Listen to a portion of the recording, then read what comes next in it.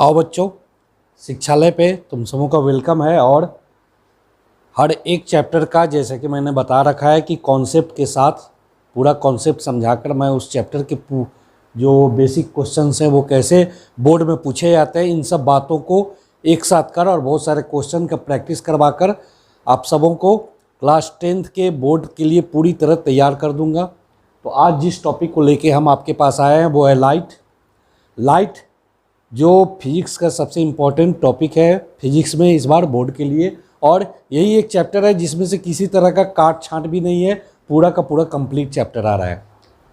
तो थोड़ा सा बेसिक समझते हैं एमसीक्यू वगैरह में जिसका यूज़ होता है, और उसके बाद इसमें आएंगे। और मेन जो इसका टॉपिक है वो रे डायग्राम है और न्यूमेरिकल्स है, उसको बहुत डिटेल से समझेंगे। तो सबसे पहले समझते हैं कि व्हाट इज़ लाइट। लाइट है क्या? Light is a form of energy which gives us sensation of vision. Energy का वो फॉर्म है जो हम लोगों को विजन का सेंसेशन देता है। विजन का सेंसेशन का मतलब हुआ कि जैसे हमारे हाथ में ये मार्कर है, बहुत सारे सोर्स से लाइट रे इस पे इंसिडेंट हो रहा होगा और इससे टकरा के रिफ्लेक्ट होता होगा। तो वो रिफ्लेक्टेड रे हमारे आई पे जाके इमेज बनाता होगा और ये ऑप्टिक नर्व के थ्रू उस इमेज का सेंसेशन ब्रेन हम लोगों को देता है और तब किसी चीज़ को हम लोग देख पाते हैं। लेकिन इसका जो सबसे स्टार्टिंग है वो क्या है? Light rays. तो लाइट एक ऐसा एनर्जी है जो हम लोग को विजन का सेंसेशन देता है। Light is an electromagnetic wave. Wave दो तरह का होता है। आगे की क्लासेज में आप पढ़ेंगे कि लाइव का वेव नेचर भी है और पार्टिकुलेट नेचर भी है। ठीक है, फोटोन के रूप में भी ये ट्रेवल करता है और वेव के फॉर्म में भी ये ट्रेवल करता है। यहाँ बस समझ लीजिए कि light is electromagnetic wave which which does not need any material medium to travel. Electromagnetic wave का मतलब होता है कि जिसको ट्रेवल करने के लिए किसी भी तरह के मटेरियल मीडियम की कोई ज़रूरत नहीं है। साउंड में क्या था ना कि वो मैकेनिकल वेव था, मतलब कि उसमें आप देखे होंगे, पिछले क्लास में पढ़े होंगे कि पार्टिकल्स वाइब्रेट करता था और हर पार्टिकल्स अपना एनर्जी नेक्स्ट को ट्रांसफ़र करता था और इस तरह से साउंड एनर्जी ट्रेवल करता था क्योंकि वो मैकेनिकल वेव था। लेकिन लाइट एक इलेक्ट्रोमैग्नेटिक वेव है और इसको ट्रेवल करने के लिए किसी भी तरह के मीडियम की जरूरत नहीं है। एंड दैट्स वाई ना सन से अर्थ तक बीच में स्पेस है, वैक्यूम है, फिर भी लाइट ट्रेवल करके अर्थ तक आ ही जाता है। तो ये इलेक्ट्रोमैग्नेटिक वेव है, आप याद रखेंगे इसको। उसके बाद speed of light in vacuum consider किया गया 3 × 10⁸ मीटर पर सेकेंड, यानी कि 3 लाख किलोमीटर पर सेकेंड। काफ़ी फास्ट है ये स्पीड। लेकिन हमको बेसिकली लाइट के कुछ और प्रॉपर्टीज़ को इसमें पढ़ेंगे और उसका सीधे हम लोग अपने मेन टॉपिक पे आ जाएंगे। तो reflection of light, what is reflection of light? यही एक फिनोमेना है जिस पे ये पूरा का पूरा चैप्टर जो है वो डिपेंड करता है। Reflection of light, what is reflection of light? तो वो हम लोग देख रहे हैं कि when light ray strike any surface, opaque surface को स्ट्राइक करता है and reflect back to same medium, और वो वापस सेम मीडियम में जब रिफ्लेक्ट बैक होता है तो उसको हम लोग रिफ्लेक्शन ऑफ लाइट बोलते हैं। रिफ्लेक्शन के लिए ज़रूरी है ना कि वो ओपेक ऑब्जेक्ट होना चाहिए। तो जब मिरर की हम लोग बात करते हैं तो मिरर तो चूंकि ट्रांसपेरेंट होता है, अगर ग्लास का पीस लिए तो ग्लास तो ट्रांसपेरेंट होता है, तो उसके एक पार्ट को हम लोग क्या करते हैं? पॉलिश कर देते हैं और पॉलिश करने के बाद तब हम लोग उसके रिफ्लेक्शन को शो करते हैं। तो ये है रिफ्लेक्शन। आगे आइए, लॉज ऑफ रिफ्लेक्शन। चूँकि ये सब चीज़ आप पहले भी पढ़े होंगे और अच्छी तरह से जानते होंगे तो बहुत टाइम नहीं ले रहा हूँ, मैं वीडियो को लंबा नहीं बनने दूंगा। Reflection of laws of reflection क्या है? तो देखिए, जो किसी भी सरफेस से टकरा के लाइट रे रिटर्न आता है ना, तो उसके कुछ सर्टेन लॉज होते हैं, कुछ नियम कानून होता है। क्या नियम कानून होता है? तो देखिए, फर्स्ट कि the incident ray, reflected ray and normal all lie at same point in same plane. पहला लॉ बोलता है कि इंसिडेंट रे, ठीक है, रिफ्लेक्टेड रे और नॉर्मल, ये तीनों आप क्या देख रहे हैं कि सेम पॉइंट पे, सेम प्लेन में है। ये एक ही पॉइंट पे, इस वो पॉइंट पे आप देख रहे हैं कि ये मीट कर रहा है तीनों का तीनों आकर। ठीक है, तो फर्स्ट लॉ बोलता है कि ये तीनों जो लाइंस हैं, इंसिडेंट रे, रिफ्लेक्टेड रे और नॉर्मल, तीनों एक ही पॉइंट में एक ही प्लेन पे मीट करेगा। और सेकेंड लॉ बोलता है कि angle of incidence is equal to angle of reflection. देखिए यहाँ पे ध्यान दीजिएगा, बहुत सारे बच्चों को प्रॉब्लम क्या होती है ना कि एंगल ऑफ इंसिडेंट और एंगल ऑफ रिफ्लेक्शन में कन्फ्यूजन होता है उनको। अब जैसे कि मान लीजिए आप डायग्राम में भी देख रहे हैं और ऐसे भी रफली देख लीजिए कि ये मान लीजिए आपका मिरर है, तो ये इंसिडेंट रे उसमें दिखाया जा रहा है और ये रिफ्लेक्टेड रे दिखाया जा रहा है, और ये आपका नॉर्मल है। ठीक है, ये नॉर्मल है, ये इंसिडेंट रे और ये रिफ्लेक्टेड रे है।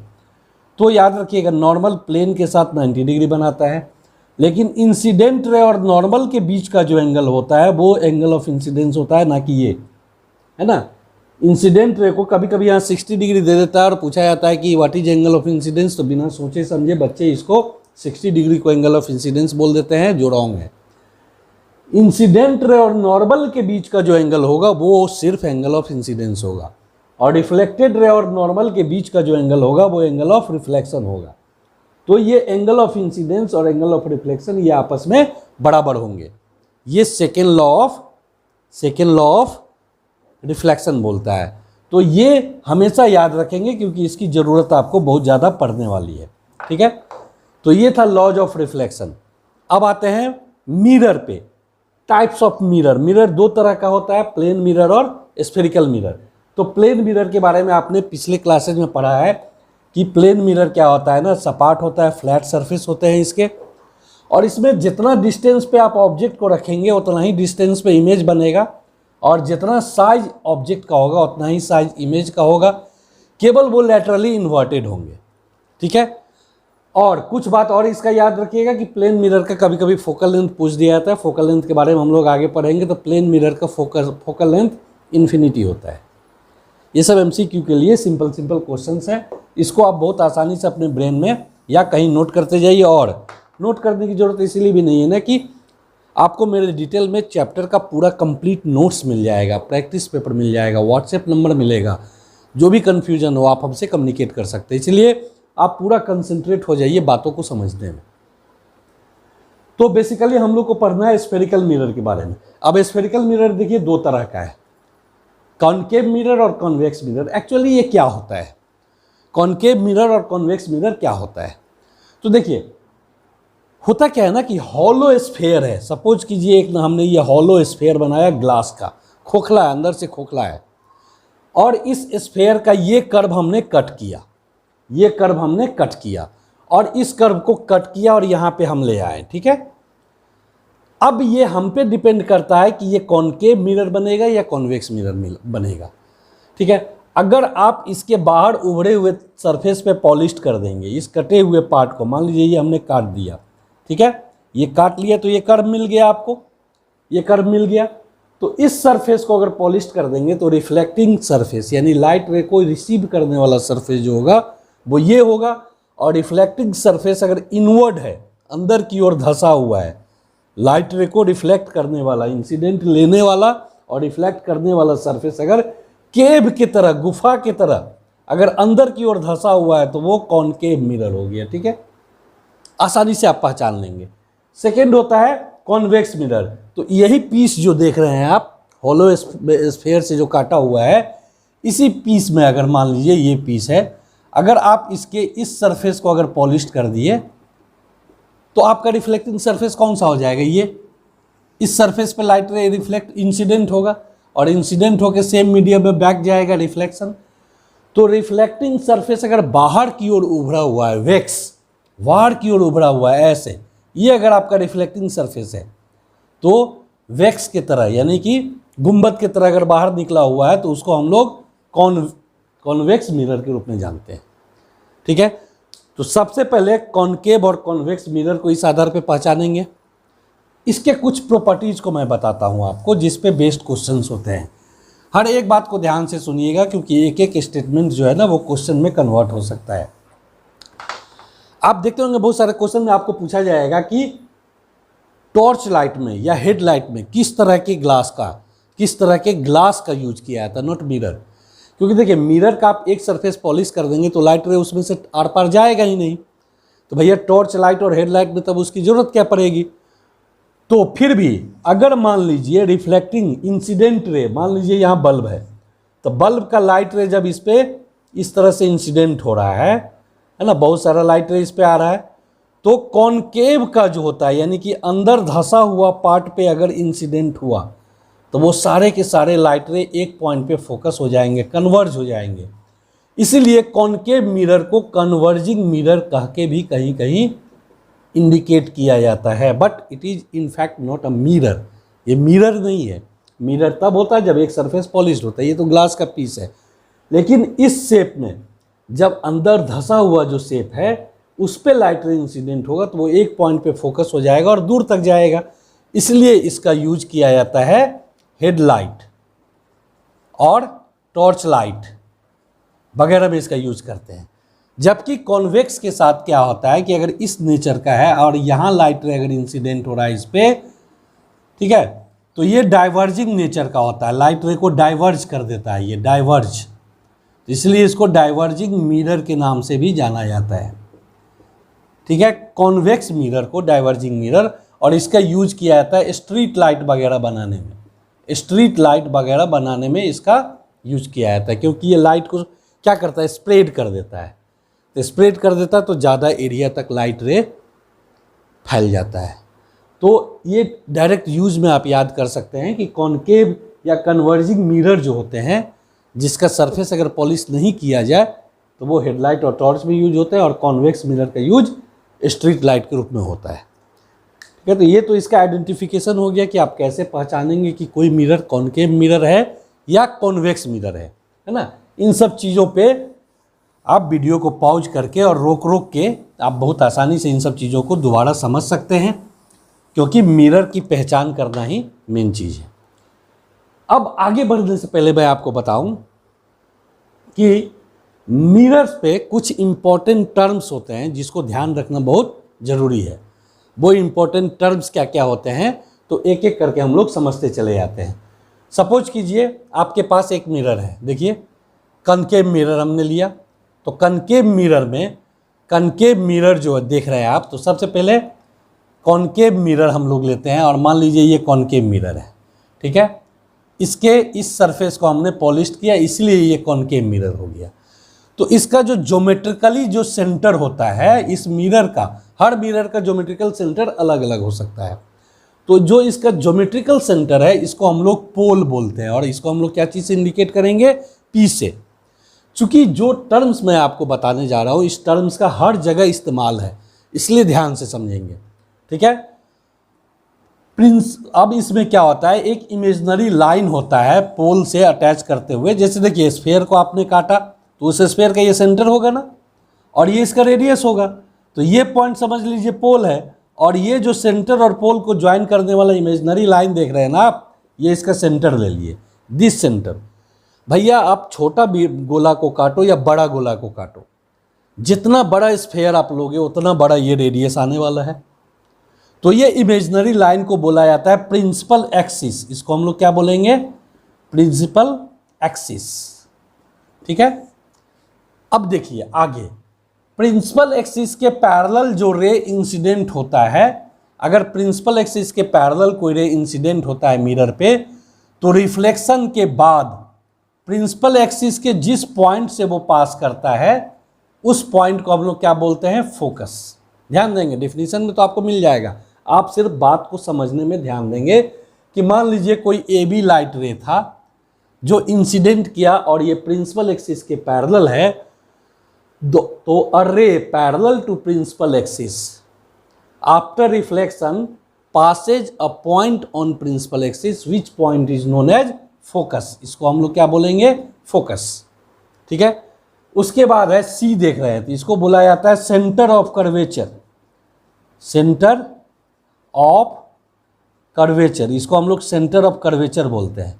तो आपको डिफिनीशन नोट्स में मिल जाएंगे, इसलिए मैं यहाँ लिख नहीं रहा हूँ, केवल आपको समझाने का कोशिश कर रहा हूँ और आप भी ध्यान से समझें कि एक्चुअली सेंटर ऑफ कर्वेचर क्या होता है। तो देखिए जिस स्फेयर को आपने काट कर ये मिरर बनाया है उस स्फेयर का जो सेंटर होगा इनफैक्ट आपके इस मिरर का सेंटर ऑफ कर्वेचर होगा। ठीक है, centre of the sphere whose mirror is a part, है ना, is called centre of curvature of this given mirror. यानी कि हर अलग अलग मिरर का जो डिस्टेंस होगा पोल और सेंटर तक के बीच का, इसको हम लोग इंडिकेट करते हैं रेडियस ऑफ कर्वेचर से, रेडियस ऑफ कर्व। कर्व से बना हुआ वर्ड है कर्वेचर, ठीक है। क्यों? चूंकि ये आपका कर्व शेप में होता है। तो देखिए ये रेडियस जो देख रहे हैं ना, ये कैपिटल आर, इसको डिनोट किया जाता है आपका।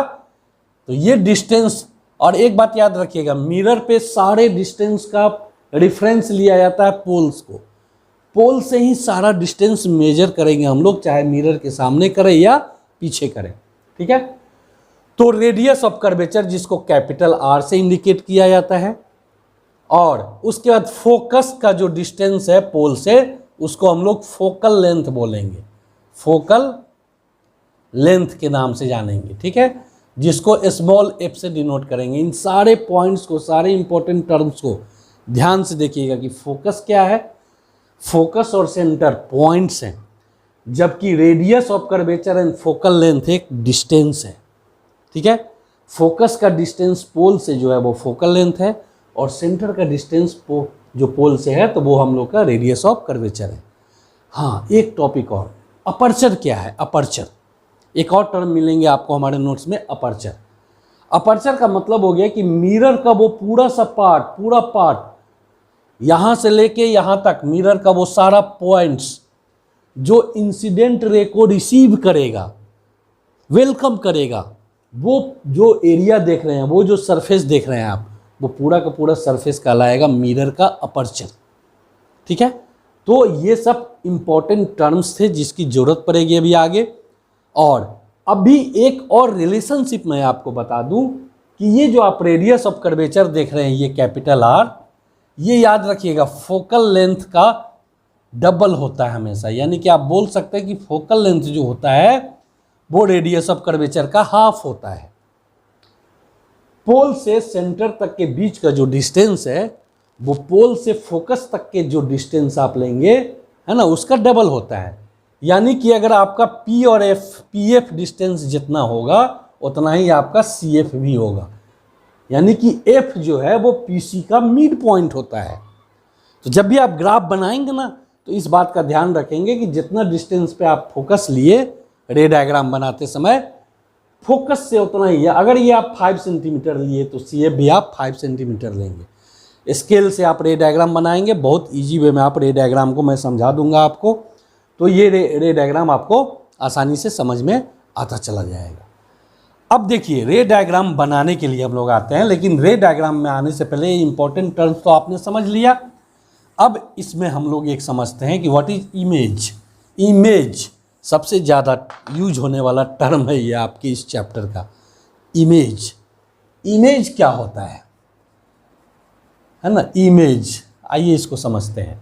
इमेज होता है कि व्हेन रिफ्लेक्टेड रेज, याद रखिएगा, टकरा के जो लौटा सेम मीडियम में, उसको हम लोग रिफ्लेक्टेड रेज के नाम से जानते हैं। तो व्हेन रिफ्लेक्टेड रेज मीट्स और सीम्स टू बी मीट, या तो मीट करता है या सीम्स टू बी मीट होता हुआ प्रतीत होता है ना, देन इमेज इज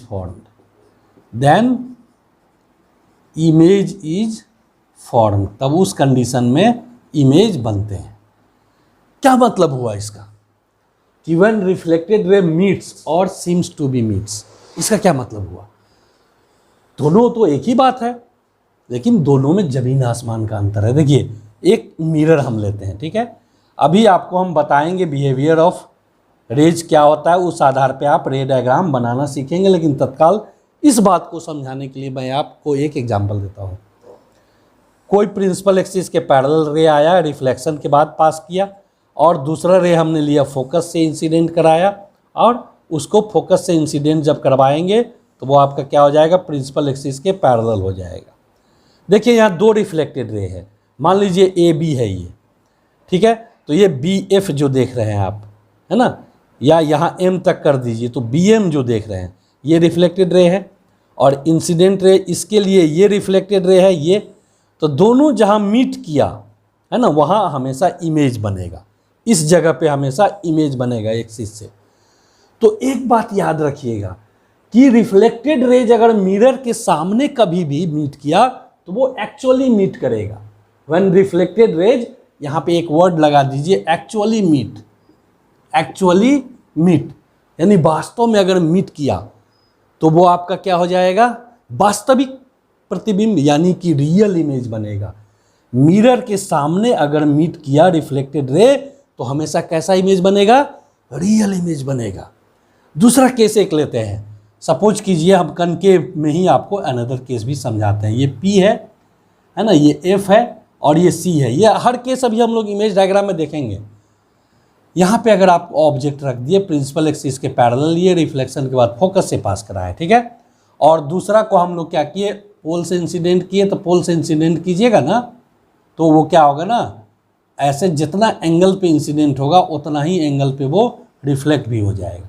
लेकिन यहाँ क्या देख रहे हैं ना कि ये रिफ्लेक्टेड रे के बीच का डिस्टेंस बढ़ता चला जाएगा। तो ये कभी मिरर के सामने अगर जितना आगे आप बढ़ाइएगा उतना डिस्टेंस बढ़ता चला जाएगा। तो मिरर के सामने ये कभी मीट नहीं कर पाएगा। तो क्या होगा, तब इसको आप क्या कीजिए, इमेज तो आपको बनाना है, तब कुछ नहीं, अपना हम लोग जो सातिराना दिमाग है उसका इस्तेमाल करेंगे और करेंगे क्या कि इसको बैक प्रोड्यूस करेंगे डॉटेड लाइन में। तो बैक प्रोड्यूस करेंगे तो कहीं ना कहीं जाके ये मिलेगा। बट ध्यान दीजिएगा, मिला तो कटा तो दोनों, इमेज तो बन गया, लेकिन ये एक्चुअली मीट नहीं किया।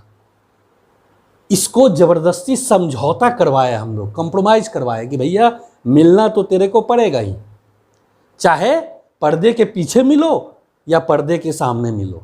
अगर पर्दे के सामने मिल गए तो रियल इमेज बन जाएगा, एक्चुअली मीट, और अगर पर्दे के पीछे मिले तो सीम्स टू बी मीट। और उस कंडीशन में जो इमेज बना करेगा वो वर्चुअल इमेज कहलाएगा। यानी टू टाइप्स ऑफ इमेज हैं, real image and virtual image. Real image क्या है, मिरर के हमेशा सामने लेफ्ट में बनता है, और वर्चुअल इमेज मिरर के हमेशा राइट हैंड साइड में बनता है। याद रखिएगा, लेंस में ये उल्टा हो जाएगा, ठीक है। रियल इमेज हमेशा एक्सिस के नीचे बनता है, यानी इन्वर्टेड रहता है। वर्चुअल इमेज हमेशा एक्सिस के ऊपर बनता है, ये इरेक्ट होता है। आपको मिलेंगे differences of real and virtual image में, ये नोट्स में आपको मिल जाएंगे। आप रियल इमेज को किसी स्क्रीन पे ले सकते हैं, क्योंकि मिरर के सामने कहीं पर भी आप स्क्रीन रख सकते हैं, एक पर्दे को आप रख सकते हैं और उस पर इमेज मिलेगा। यानी कि real image are obtained on screen. लेकिन बट वर्चुअल इमेज क्या होता है ना कि मिरर के पीछे बन रहा है, तो मिरर को फोड़ कर आप पीछे जाके पर्दा तो नहीं रखेंगे, और रखेंगे भी तो भैया जब मिरर को फोड़ ही दोगे तो इमेज कहाँ से आएगा। तो इसलिए वर्चुअल इमेज को कभी आप स्क्रीन पे नहीं ले सकते हैं, ठीक है। तो ये 3 पॉइंट ऑफ डिफरेंस याद रखिएगा। डायरेक्ट कभी कभी आपसे पूछा जा सकता है कि what are differences between real and virtual image, 2 marks के क्वेश्चन में।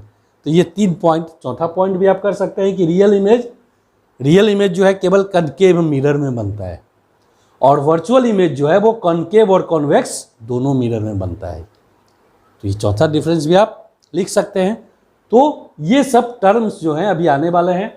और चलिए फिर हम आगे आपको बताने जा रहे हैं कि इंसिडेंट रे जो टकराता है ना मिरर से, तो टकराने के बाद सबका बिहेवियर क्या होता है, मतलब रिफ्लेक्टेड रे के बिहेवियर्स क्या होंगे। तो वो इस पे डिपेंड करता है कि वो इंसिडेंट कैसे हुए। जैसे को तैसा, जैसा इंसिडेंट होगा उसके अनुसार रिफ्लेक्ट होगा।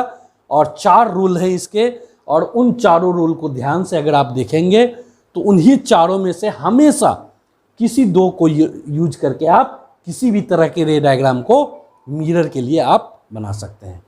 तो आइए फिर हम लोग देखते हैं कि what are the behaviours of rays, incident rays and reflected rays. तो वो चीज़ हम लोग देखते हैं, ठीक है।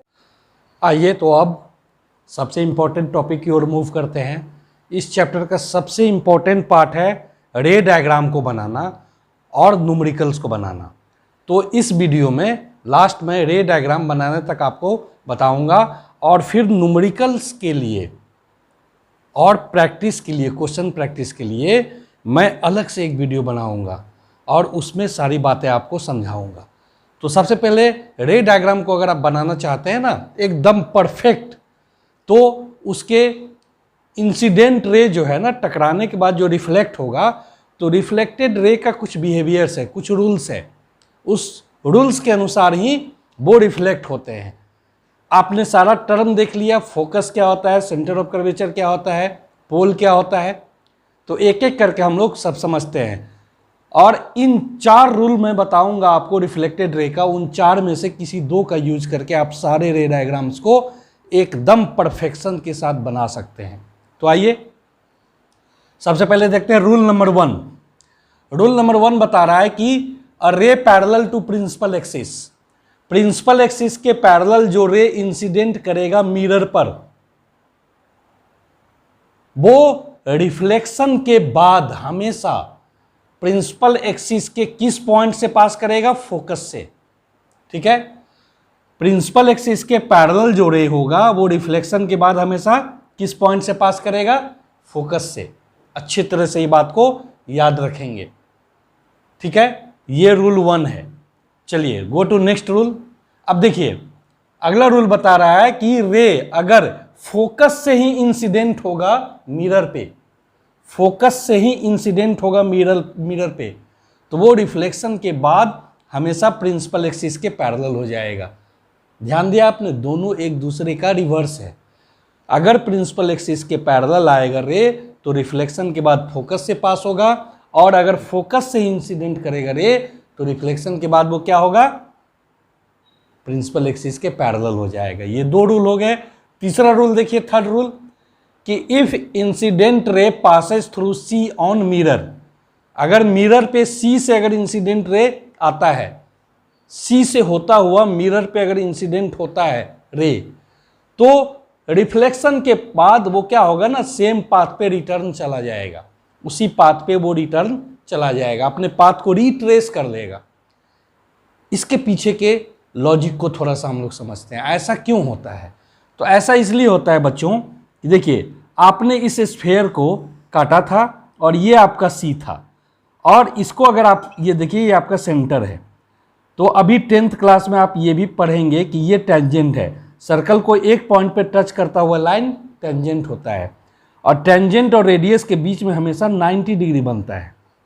ठीक है, टेंजेंट और रेडियस के बीच में हमेशा 90 डिग्री अगर बनता है, तो आप देखेंगे कि अगर इस तरह का कोई मिरर है, ठीक है, तब सी ही नॉर्मल हो गया। अगर इसको आप प्लेन मान लेते हैं तो चूंकि प्लेन के साथ टेंजेंट यानी प्लेन के साथ ये लाइन जो देख रहे हैं 90 डिग्री बना रहा है, तो इनफैक्ट लॉ ऑफ रिफ्लेक्शन को ध्यान से देखेंगे आप ना, तो ये नॉर्मल हो गया आपका। तो कोई लाइट रे नॉर्मल से ही इंसिडेंट हुआ तो नॉर्मल और इंसिडेंट रे के बीच का एंगल 0 डिग्री हो गया। तो आपने सेकेंड लॉ पढ़ा था कि एंगल ऑफ इंसिडेंस और एंगल ऑफ रिफ्लेक्शन इक्वल होते हैं। तो भैया एंगल ऑफ इंसिडेंस अगर आपका 0 डिग्री हो गया तो एंगल ऑफ रिफ्लेक्शन भी 0 डिग्री होगा, इसीलिए वो हमेशा क्या करेगा, सेम पाथ को वो ट्रेस कर जाएगा, उसी पाथ पे लौट आएगा। ठीक है, तो ये बात याद रखेंगे। और लास्ट बट नॉट लीस्ट, ये रूल भी इंपॉर्टेंट है कि देखिए ये बोलता है कि P पे अगर इंसिडेंट होगा, इंसिडेंट रे अगर P पे आएगा तो रिफ्लेक्शन वो जो है कैसे करेगा, तो उसमें second law of reflection follow होगा।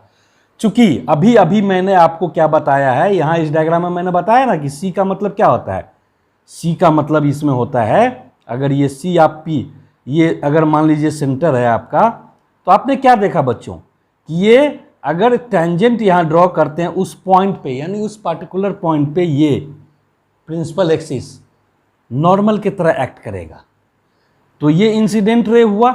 अभी अभी आपने पढ़ा कि इंसिडेंट रे जो होता है वो और नॉर्मल के बीच एंगल ऑफ इंसिडेंस बनता है, और angle of incidence angle of reflection के बराबर होता है।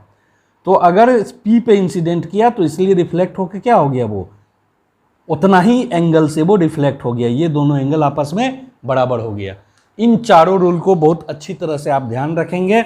अब इसमें मैं एक टिप्स दे देता हूँ आपको, मंत्र दे देता हूँ कि जो भी रे डायग्राम बनाने होंगे, कॉनकेव मिरर हो या कॉन्वेक्स मिरर हो, जितने भी रे डायग्राम आपको बनाने होंगे, उन सारे रे डायग्राम में जो फर्स्ट रूल मैंने आपको बताया कि प्रिंसिपल एक्सिस के पैरेलल जो रे इंसिडेंट करेगा मिरर पे, वो रिफ्लेक्शन के बाद फोकस से पास करेगा, उसको आप सारे इमेज में यूज करेंगे। और बाकी दूसरा जो है दूसरा रिफ्लेक्टेड रे, चूंकि दो रिफ्लेक्टेड रे कट करेंगे तो ना इमेज बनेंगे, तो उसके लिए दो रे तो लेना जरूरी है, दो रिफ्लेक्टेड रे। तो एक फर्स्ट आप वही लेंगे और सेकंड कौन सा ले, ये इन तीनों के ऑप्शन आप पे हैं, कंफर्टेबल जो लगे। ऑब्जेक्ट के पोजीशन पे भी थोड़ा थोड़ा ध्यान रखेंगे। अगर सी के पीछे है तो आपके पास दोनों ऑप्शन है, सी से भी इंसिडेंट करा सकते हैं, एफ से भी इंसिडेंट करा सकते हैं, पी से भी इंसिडेंट करा सकते हैं। ऑब्जेक्ट को सी पे रख दिया जाएगा तो सी का ऑप्शन आपके लिए थोड़ा डिफिकल्ट हो जाएगा, तो आप एफ से इंसिडेंट करा सकते हैं, पी से इंसिडेंट करा सकते हैं। अगर ऑब्जेक्ट को एफ पे रख देंगे तो सी और एफ दोनों आपका ओवरलैप हो गया, पीछे चला गया, तो आपके पास ऑप्शन होगा। हालांकि टिप्स को हम लोग बैक करके बहुत सारे बुक में आप देखेंगे डायग्राम बनता है, लेकिन मैं आपको ईजीएस्ट वे बताऊंगा कि वहाँ पे आप पोल पे इंसिडेंट करा के एंगल ऑफ इंसिडेंस और एंगल ऑफ रिफ्लेक्शन रूल 4 को आप फॉलो करेंगे तो आसानी से आप रे डायग्राम बना लेंगे। तो मैं जितने भी रे डायग्राम बनाऊंगा उसमें एक रे डायग्राम फिक्स कर देता हूं मैं, चाहे वो कोई भी लेंस हो, कोई भी मिरर हो। ये बात आप याद रखेंगे कि अगर इन्फिनिटी पे ऑब्जेक्ट को रखते हैं अगर आप, तो इमेज हमेशा फोकस पे बनेगा, चाहे कोई भी। क्यों कारण क्या है उसका, तो देखिए कारण है कि मिरर पे प्रिंसिपल एक्सिस वगैरह ड्रॉ करना अभी मैं बताऊंगा कैसे आप करेंगे। तो प्रिंसिपल एक्सिस के पैरेलल, चूंकि इन्फिनिटी से जो भी रे इंसिडेंट करेगा दुनिया में किसी भी पॉइंट पे, वो प्रिंसिपल एक्सिस के पैरेलल कंसीडर होता है, क्योंकि infinity is a big distance, imaginary distance है। तो वो जब ट्रेवल करता है ना रे स्ट्रेट लाइन में, तो वो जितने भी रेज होंगे सब आपस में पैरेलल होंगे, और अर्थ पे जो भी लाइन आप ड्रॉ करेंगे उस लाइन के उसको पैरेलल माना जाता है। तो इन्फिनिटी से जो भी रे आएगा वो क्या होगा, प्रिंसिपल एक्सिस के पैरेलल ही होगा, सारे के सारे रे, दूसरा कोई पॉसिबिलिटी नहीं है। तो सारा रे रिफ्लेक्ट होके कहाँ से पास करेगा, फोकस से, तो फोकस पे इमेज बनेगा और सबसे शॉर्टेस्ट इमेज बनेगा, डॉट लाइक स्ट्रक्चर।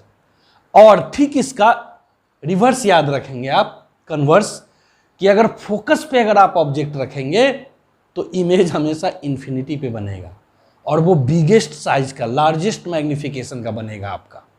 ठीक है, तो ये बात एकदम, ये क्या है ना, बाय डिफॉल्ट है। ठीक है, तो उसके बाद अगला जो इमेज है, मेन इंपॉर्टेंट इमेज, आप एक बात का जरूर ध्यान रखेंगे मैं जो बताऊंगा, कि आप देखेंगे कि ऑब्जेक्ट को मैं जैसे जैसे मिरर के तरफ शिफ्ट करता जा रहा हूं तो आप वॉच करेंगे कि इमेज में क्या चेंजेज आ रहा है। इमेज का डिस्टेंस मिरर से बढ़ रहा है या घट रहा है, इमेज का साइज जो है वो ऑब्जेक्ट से छोटा हो रहा है या बड़ा हो रहा है, क्योंकि बहुत घुमाकर क्वेश्चंस पूछे जा सकते हैं इस बार सीबीएसई बोर्ड में, इसलिए कॉन्सेप्ट पे आप फोकस होइए। ठीक है, तो देखिए सबसे फर्स्ट हम लोग देखते हैं कि when object is kept behind C, beyond C, object को जब आप सी के पीछे रखेंगे तो क्या होगा। ठीक है, तो देखिए ऑब्जेक्ट को अगर हम सी के पीछे रखें तो एक रे, अच्छा एक बात याद रखिएगा, जैसे ये ऑब्जेक्ट है तो हमेशा इंसिडेंट रे जो आप लेंगे सोर्स, वो इसके टिप से लेंगे। ठीक है, टिप से ही इसको इंसिडेंट कराएंगे आप, ऑब्जेक्ट के टिप से।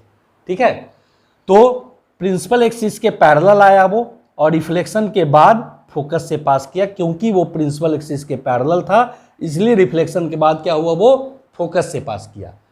ठीक है, और चूंकि बियॉन्ड सी है आपका, तो आपके पास बाकी के दो ऑप्शन भी हैं, या तो आप सी से इंसिडेंट कराएंगे तो उसी पाथ पर रिटर्न आ जाएगा, यहां पे मैं ले रहा हूं एफ से इंसिडेंट करा रहा हूं, तो एफ से अगर इंसिडेंट होगा मिरर पे तो रिफ्लेक्शन के बाद वो प्रिंसिपल एक्सिस के पैरेलल हो जाएगा, और जब प्रिंसिपल एक्सिस के पैरेलल हो जाएगा तो दो रिफ्लेक्टेड रे मिरर के सामने जहां मीट कर रहा है वहां आपका इमेज बना।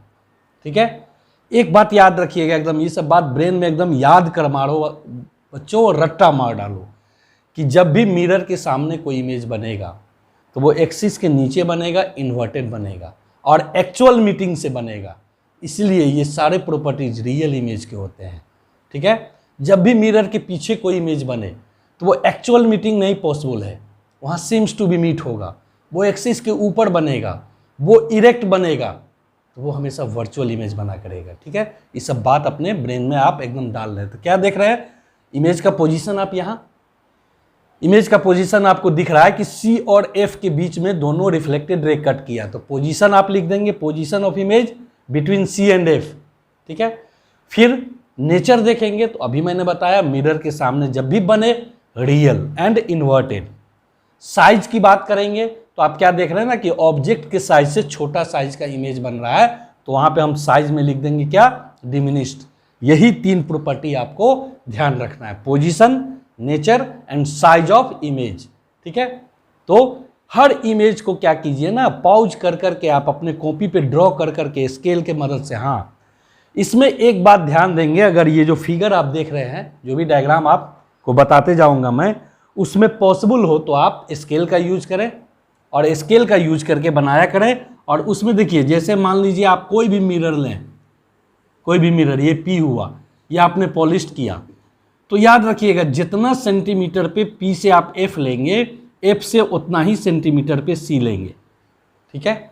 अगर ये आपने लिया 5 सेंटीमीटर, तो ये भी लेंगे आप 5 सेंटीमीटर सी और एफ के बीच का डिस्टेंस, क्योंकि ये दोनों हमेशा इक्वल होता है। अगर इतना आप केयर किए तो सारा डायग्राम इमेज आपका परफेक्ट बनेगा। और स्केल का यूज करके इंसिडेंट कराएंगे, स्केल का यूज करके रिफ्लेक्ट कराएंगे आप, तब एक्चुअल मीटिंग और एक्चुअल साइज आपको कॉपी पे भी मिलेगा, अदरवाइज ग्राफ पेपर पे तो ये आप कर ही सकते हैं, ठीक है, रफ डायग्राम समझने के लिए। तो ये सब बात हमेशा, सारा डिस्टेंस पी से मेजर होगा, ये डिस्टेंस और ये डिस्टेंस आप जरूर सेम लेंगे। और सब जगह मिरर को आप कर्व कर सकते हैं, अगर ज़्यादा दिक्कत हो तो आप स्ट्रेट लाइन भी ड्रॉ करके पीछे पॉलिशिंग कर सकते हैं। आप मेंशन कर सकते हैं कि it is case of concave mirror और कॉन्वेक्स मिरर, ये सब बात एकदम जरूर ध्यान रखेंगे। तो आइए अगला इमेज हम लोग बनाते हैं कि ऑब्जेक्ट को थोड़ा अब आगे शिफ्ट करते हैं। अभी सी के बियॉन्ड रखे थे, अब ऑब्जेक्ट को हम लोग सी पे ले आते हैं। तो देखिए, ऑब्जेक्ट को सी पे लाए तो फिर ऑब्जेक्ट के टिप से प्रिंसिपल एक्सिस के पैरेलल एक रे लेंगे, जो मैंने आपको कहा कि हर डायग्राम में आप लेंगे, उसको कॉमन रखेंगे, इमेज बनाना आसान। हालांकि ये कोई रूल नहीं है, लेकिन इमेज आसानी से बनाने के लिए बहुत अच्छा होता है। तो देखिए, प्रिंसिपल एक्सिस के पैरेलल जो रे आएगा वो क्या होगा, रिफ्लेक्शन के बाद फोकस से पास किया। और दूसरा, चूंकि सी पे आपने ऑब्जेक्ट रख दिया है, तो आपके लिए बेटर ऑप्शन है कि आप दूसरा जो इंसिडेंट रे लेंगे या तो फोकस से लीजिए या पोल पे लीजिए। बच्चों, आप कहीं भी लेंगे तो रिफ्लेक्ट होके वो सेम पॉइंट पे ही आके मीट करेगा, पॉइंट अलग अलग इमेज के फॉर्मेशन का नहीं होगा। आप कॉपी पेस्ट का प्रैक्टिस करके देख सकते हैं। तो यहाँ मैं एफ से इंसिडेंट कराता हूँ। तो एफ से अगर इंसिडेंट कराया मैंने, तो देखिए रिफ्लेक्शन के बाद फोकस से जो रे इंसिडेंट होता है, रिफ्लेक्शन के बाद क्या हो गया, प्रिंसिपल एक्सिस के पैरेलल हो गया, ठीक है। और दोनों मीट किया कहाँ पे, एग्जैक्टली सी पे। एग्जैक्टली कहाँ मीट किया, सी पे। तो आपने देखा कि जब मैं ऑब्जेक्ट को सी के बियॉन्ड रखा था तो इमेज सी और एफ के बीच में बना था।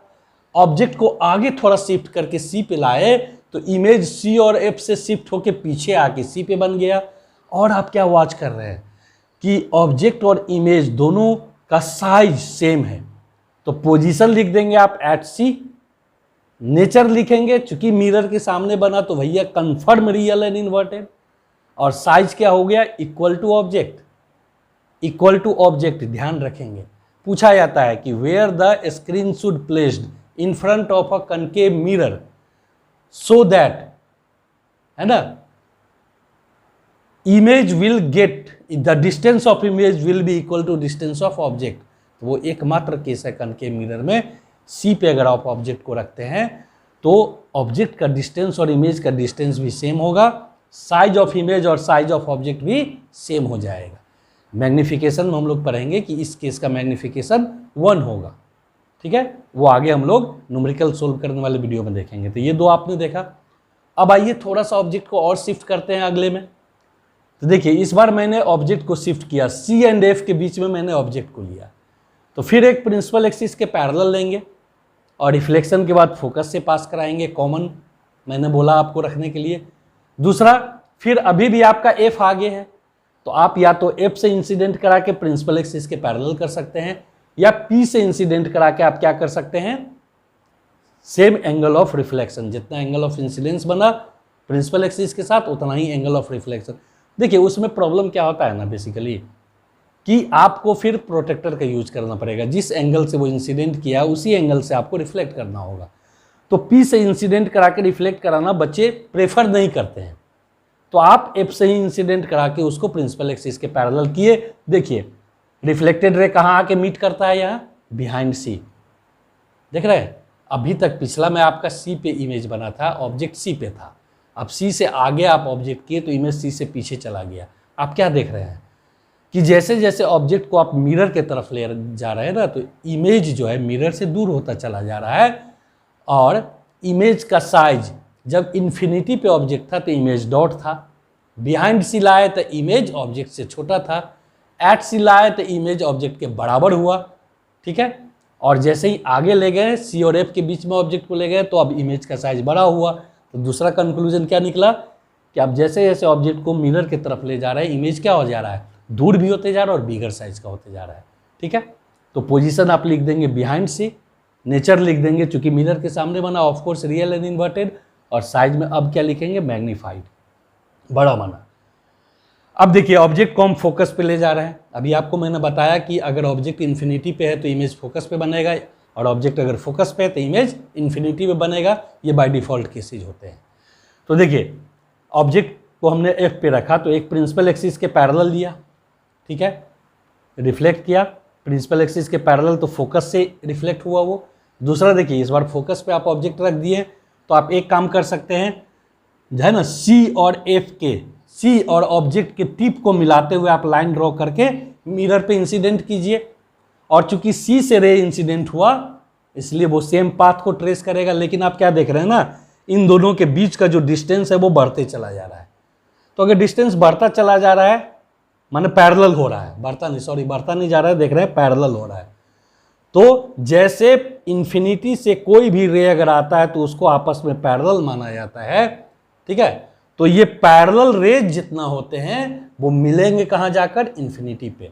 तो ऑब्जेक्ट को अगर आपने एफ पे रख दिया तो इमेज कहाँ बना, इन्फिनिटी पे, और वो लार्जेस्ट मैग्निफिकेशन का बनेगा। सबसे बड़ा मैग्निफिकेशन का रियल इमेज कब आप पा सकते हैं, जब ऑब्जेक्ट को आप एफ पे रखते हैं। तो पोजीशन हो गया एट इन्फिनिटी, नेचर हो गया रियल, और साइज हो गया हाईली मैग्नीफाइड, बहुत बड़ा, बियॉन्ड आवर इमेजिनेशन, ठीक है। अब इसके बाद और ऑब्जेक्ट को आगे ले चलते हैं, और ये बहुत इंपॉर्टेंट केस है, ठीक है। अब आप फोकस और पोल के बीच में ऑब्जेक्ट को रखें हम। देखिए फोकस और पोल के बीच में जब आप ऑब्जेक्ट को रखें तो एक प्रिंसिपल एक्सिस के पैरेलल रिफ्लेक्शन फोकस से ही होके होगा। दूसरा यहाँ पे आप क्या कीजिएगा, अगर पॉसिबल हो तो पी से इंसिडेंट करा के और उसको क्या कीजिएगा, उतना ही एंगल से रिफ्लेक्ट करा दीजिएगा। नहीं तो फिर क्या कीजिएगा, सी और ऑब्जेक्ट के टिप को टारगेट करके स्केल से इंसिडेंट कराइएगा मिरर पे, और सेम पाथ पे उसको रिफ्लेक्ट कर दिए। तो सेम पाथ पे अगर उसको रिफ्लेक्ट कर दिए अगर वापस हम लोग, तो देखिए इस बार क्या हो रहा है, दोनों रे रिफ्लेक्टेड रे पैरेलल भी नहीं हो रहा है, दोनों एक दूसरे से बड़ा होते चला जा रहा है। तो जब भैया बड़ा होते जाएगा तो जितना दूर जाएंगे उतना डिस्टेंस बढ़ता चला जाएगा। तो एक्चुअली मीट करने की कोई पॉसिबिलिटी यहाँ पर नहीं है। तो एक्चुअली मीट करने की पॉसिबिलिटी नहीं है तो क्या संभावना है, इसको बैक प्रोड्यूस कर दीजिए, है ना, डॉटेड लाइन में। तो क्या होगा ना, पीछे जाकर मिरर के पीछे सिम्स टू बी मीट हुआ यहाँ, और यही कारण है कि सिम्स टू बी मीट होने के कारण आपको इरेक्ट और वर्चुअल इमेज मिला और ऑब्जेक्ट से बड़ा मिला। बच्चों ये इसलिए इंपॉर्टेंट है कि मिरर के इसी प्रॉपर्टी का यूज किया जाता है सेविंग मिरर या डेंटिस्ट मिरर के बनाने में। होता क्या है ना, सेविंग मिरर में जो सेविंग करते हैं ना हम लोग, तो हम लोग अपने फेस को क्या करते हैं, मिरर के फोकस और पोल के बीच में रखते हैं। मिरर के फोकस और पोल के बीच में रखते हैं तो हमारे फेस का मैग्नीफाइड और वर्चुअल सीधा इमेज बनता है, और टीनी हेयर्स जो हैं वो भी हम लोग को क्लियर दिखाई पड़ता है। तो ये डायरेक्ट क्वेश्चन पूछा जाता है। तो यूजेज में याद रखेंगे कि डेंटिस्ट मिरर और सेविंग मिरर के रूप में इसी का यूज होता है। कॉनकेव मिरर का दूसरा याद रखेंगे, why it is used in saving mirror, because when face is kept between focus and pole, its magnified and virtual image is formed, which makes tiny hairs visible clearly and saving becomes easy. तो ये हुआ आपका concave mirror के सारे रे diagram. आइए अब आगे हम लोग आते हैं कॉन्वेक्स मिरर पर। तो देखिए कॉन्वेक्स मिरर के बारे में मैं बता दूं कि ओनली एंड ओनली ऑब्जेक्ट, किसी ऑब्जेक्ट के पोजीशन से इमेज के पोजीशन पे कोई फर्क नहीं पड़ता है, ठीक है। इन्फिनिटी का केस अलग है, वो सबके लिए बाय डिफॉल्ट है। लेकिन देखिए ऑब्जेक्ट को आप किसी भी डिस्टेंस पे रखेंगे, क्योंकि इसमें क्या होता है ना कि आप देख रहे हैं कि आपका फोकस और पोल दोनों क्या चला गया, दाहिने तरफ, और आपका रिफ्लेक्टिंग सरफेस बल्ज आउटवर्ड है।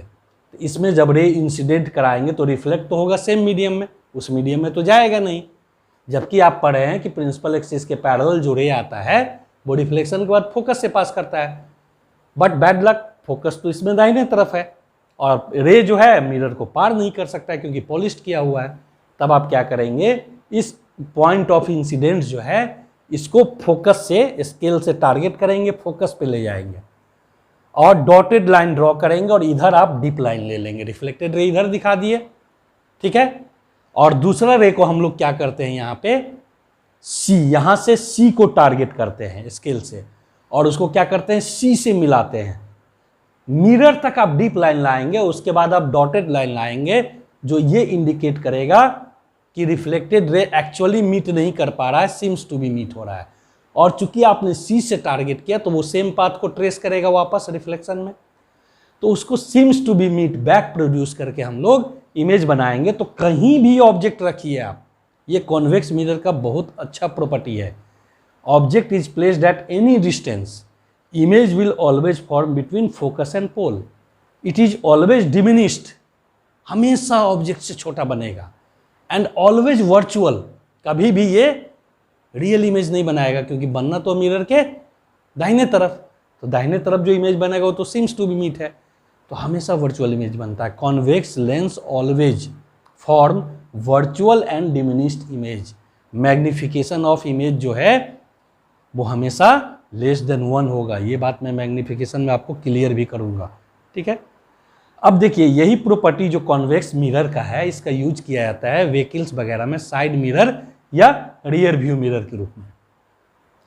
कैसे, तो देखिए व्हीकल्स में जो मिरर लगा रहता है, ऑब्जेक्ट आपका किसी भी डिस्टेंस पे क्यों ना हो, ऑब्जेक्ट यानी कि पीछे की गाड़ियां जो है वो किसी भी डिस्टेंस पे क्यों ना हो, इमेज हमेशा उसका क्या बनेगा, फोकस और पोल के बीच में नज़दीक बन जाएगा और वर्चुअल बनेगा।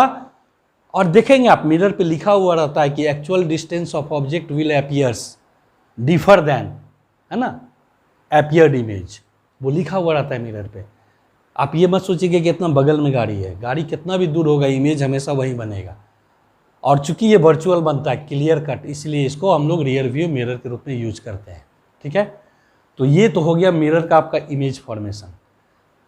Y convex mirror is used as rear view mirror in vehicles, तो उसका रीजन आप देख रहे हैं लिखा हुआ है, because object at any distance the convex lens will form virtual and erect image between focus and pole, है ना, which makes vehicles behind us clearly visible, है ना, और it make us easy to drive. जो भी आपका अपना sentence लिखना हो आप लिखेंगे। ये सब क्वेश्चन डायरेक्ट पूछा जाता है कभी कभी, ठीक है।